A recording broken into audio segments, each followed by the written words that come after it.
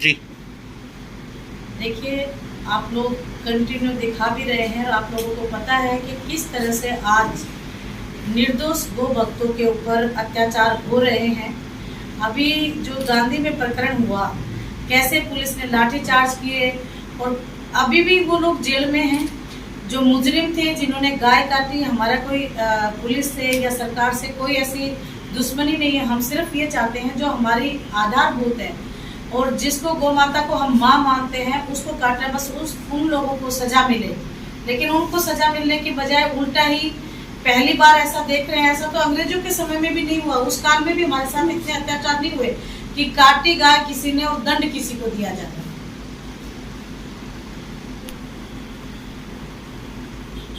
कार्रवाई कर ही रही है कि अभी पिछले कल परसों एसपी साहब ने भी कॉन्फ्रेंस की थी, बताया था कि और 5-6 हमने आरोपियों को पकड़ लिया है और बाकी कार्रवाई हम कर रहे हैं। देखिए, 5-6 आरोपी पकड़े और वो जमानत पे वापस छूट गए। और हमारे जो गो भक्त थे, जो शांतिपूर्वक जो धरना प्रदर्शन कर रहे थे, बिना वजह उन लोगों पर आंसू गैस के गोले छोड़ना, उनके ऊपर लाठियां चलाना, महिलाओं के कपड़े फाड़ना, ये कहाँ की पुलिस है? ये कौन से हमारे रक्षक हुए? आप शांति से बात कर सकते थे। अब जो अंदर हैं उनके ऊपर 302 की अन्य करके ऐसे 9 धाराएं लगा रखी हैं। तो आप ये बता सकते हैं क्या किसी भी आम नागरिक की इतनी हिम्मत है क्या कि पुलिस को मारने की कोशिश करे? इस तरह की धाराएं लगा लगा के उनको अंदर, हमको भी एसपी साहब ने भी ये आश्वासन दिया था कि उनको हम छोड़ देंगे। एडिशनल एसपी ने कहा हम 151 में उनको छोड़ देंगे। हमने तो केवल शांति के लिए उनको अरेस्ट किया था, जबकि छोड़ने की बजाय उल्टा उनको छोड़ा भी अगर 2-4 को तो बाहर दूसरी जिप्सी में वापस डाल दिया कि 302 में। ये कहाँ का न्याय है, आप बताइए। तो अब आप प्रशासन से क्या मांग कर रहे हैं मीडिया के जरिए? देखिए, आप लोगों के माध्यम से मैं प्रशासन को ये कहना चाहती हूँ और सरकार भी ये बात कान खोल के सुन ले। अशोक गहलोत जी की ये मनमानी नहीं चलेगी कि गो भक्तों पर इस तरह के अत्याचार होते रहे।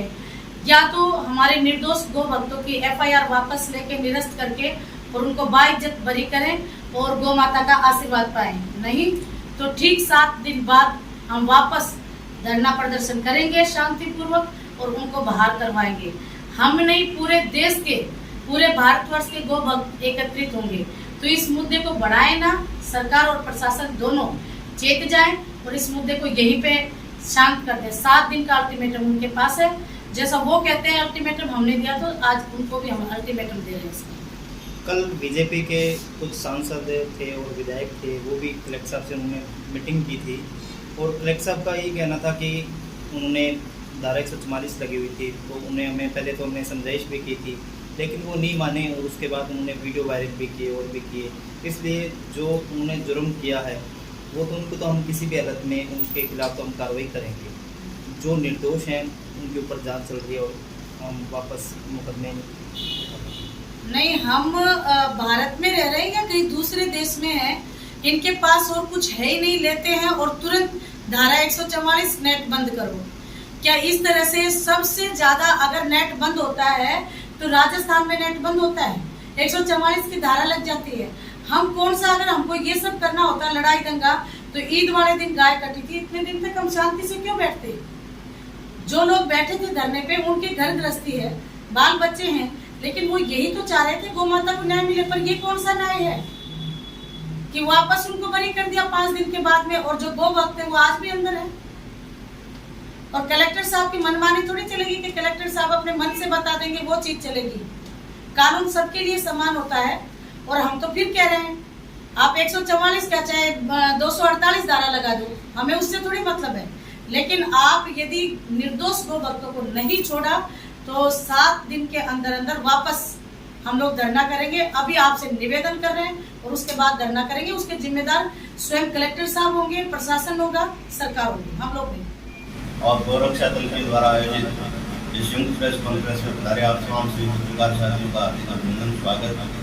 जैसा कि आप सभी को पता है, गांधी बड़ी का जो ओबीसी का प्रकरण चल रहा है, इसमें 5-7 इश्यूज अक्टूबर करके सामने आए हैं कि प्रशासन सरकार की सहायता पर एक तरफा कार्रवाई है वो कर रहा है। जिला पुलिस अधीक्षक को चाहे जिला कलेक्टर जिले का मालिक है, एज ए राजा की तरह होता है। और दंड का विधान एक अपराध के लिए एक ही प्रकार का दंड का विधान होना चाहिए।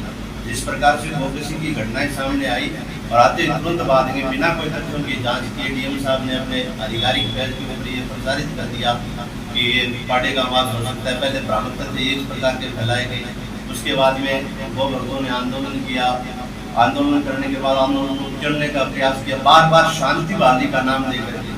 अगर शांति बहाली के नाम पर कार्यकर्ताओं को गिरफ्तार किया जा सकता है, 250 लोगों पर मुकदमा दर्ज किया जा सकता है, तो कार्यकर्ताओं की एक ही मांग थी कि उसकी मौलवी को गिरफ्तार किया जाए। क्यों ना मौलवी को क्यों नहीं गिरफ्तार किया शांति बहाली के नाम? मौलवी कौन सा टर्की का खलीफा था कि उसके घर में से पूरे अंतर्राष्ट्रीय स्तर पर क्या शांति व्यवस्था बिगड़ जाए?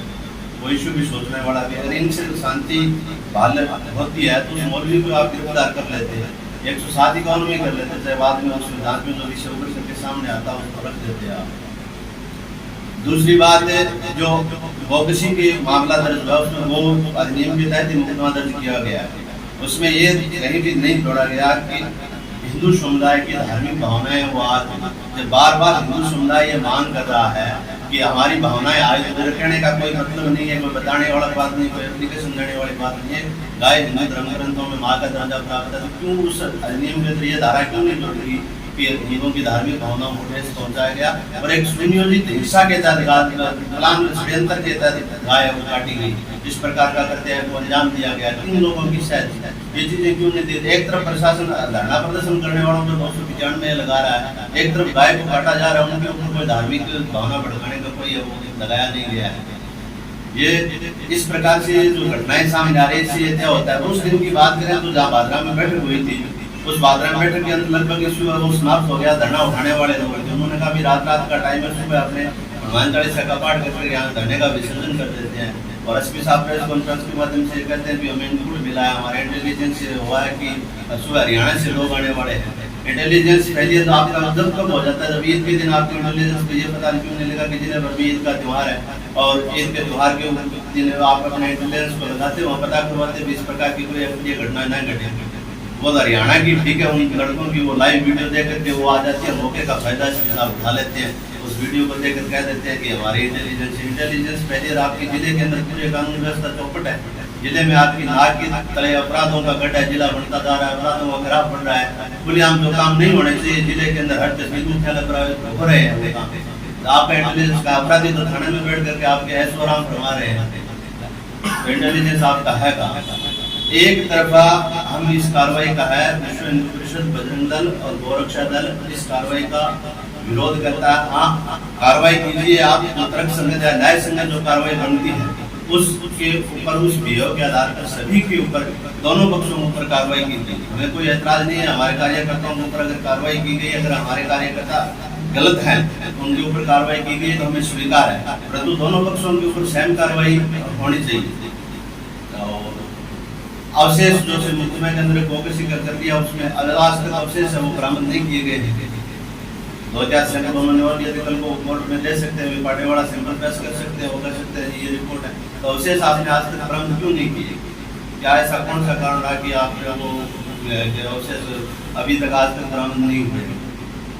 ये और आज इस प्रेस कॉन्फ्रेंस के माध्यम से हम ये मांग करते हैं कि भी जो साथी कार्यकर्ता है उनको रिहा किया जाए, बोगस क्या है वो अवशेष है वो बरामद किया जाए, उषा मौलवी को गिरफ्तार किया जाए ताकि जिले के अंदर शांति बहाली हो सके। कल की बैठक में भाजपा प्रतिनिधियों के माध्यम से बातचीत हुई, कलेक्टर साहब ने उसका सकारात्मक रूप दिखाते हुए बाद में कुछ सहानुभूतिपूर्ण बातें कही है। अगर ऐसा हो जाता है तो ठीक है, अन्यथा इसके बावजूद भी अगर वो नहीं करते हैं इस प्रकार का कार्य जो उन्होंने आश्वासन दिया है उस बात पर अमलीजामा नहीं बनाते हैं तो निश्चित तौर पर विश्व हिंदू परिषद, बजरंग दल, गौरक्षा दल पूरे जिले में ऋषि गांधी के साथ नई शुरुआत करेगा और एक नए आंदोलन की शुरुआत करेगा। आई विटनेसेस मौजूद थे और वो ये कह रहे थे कि हमने बोगसी अपनी आंखों से देखी है। ऐसी परिस्थितियों में भी न्याय में 5-7 दिन का विलम्ब, FSL की रिपोर्ट का इंतजार आना, उसके बाद FSL की रिपोर्ट भी आ गई जिसमें गोमांस पाया गया। उसके बाद में उनको अरेस्ट किया गया और सिर्फ गोवंश अधिनियम की धाराएं लगाई गई, जबकि देशद्रोही जैसी धाराएं उनको लगाई जानी चाहिए थी। हिंदू जनमानस की भावनाओं को आहत किया गया 295 जैसी धाराएं और संज्ञेय धाराएं उन पर लगाई जाती थी, कानूनी कार्रवाई की जानी चाहिए थी। प्रशासन ने उसके विपरीत कदम उठाते हुए जो धरने के शांतिपूर्ण रूप से जो हिंदू समुदाय धरना दे रहा था, उन्हीं के खिलाफ में उन्हीं के ऊपर लाठीचार्ज किया गया, उन्हीं के विरुद्ध झूठे मुकदमे दर्ज किए गए और उनको जेल में डाल दिया गया। सुनने में आ रहा है कि 100 से 150 कार्यकर्ता हिंदू समाज के लोगों के ऊपर झूठी कार्रवाई की गई है सिर्फ शांति व्यवस्था की बहाली के नाम पर। शांति व्यवस्था की बहाली इस तरीके से नहीं हो सकती है कि एक ही पक्ष को दबा दिया जाए। अभी पिछले हनुमानगढ़ जिले में जो 2-3 जो ऐसी कोई घटनाएं हुई हैं, सभी में ये देखा गया है कि राजस्थान सरकार के द्वारा सिर्फ हिंदू समाज की जन भावनाओं को ही दबाया जा रहा है, हिंदू समाज की भावनाओं को ही बार बार आहत किया जा रहा है। सरकार से इस मंच के माध्यम से, आप सभी के माध्यम से ये मांग करते हैं, हम विश्व हिंदू परिषद की ओर से ये डिमांड करते हैं कि जिन भी निर्दोष कार्यकर्ताओं को गिरफ्तार किया गया है उनको तुरंत रिहा किया जाए और प्रकरण की किसी सक्षम उच्च अधिकारियों से जांच करवाई जाकर इस प्रकरण में जो मौलवी संलिप्त है, क्योंकि लड़ाई 2 सभ्यताओं के बीच की लड़ाई लग रही है, एक गाय को रोटी देने वालों की और एक रोटी के साथ गाय को खाने वालों की। इसलिए इसकी समुचित रूप से इसकी जांच करवाई जा करके दोषियों के खिलाफ सख्त से सख्त कार्रवाई की जाने की हम VHP की तरफ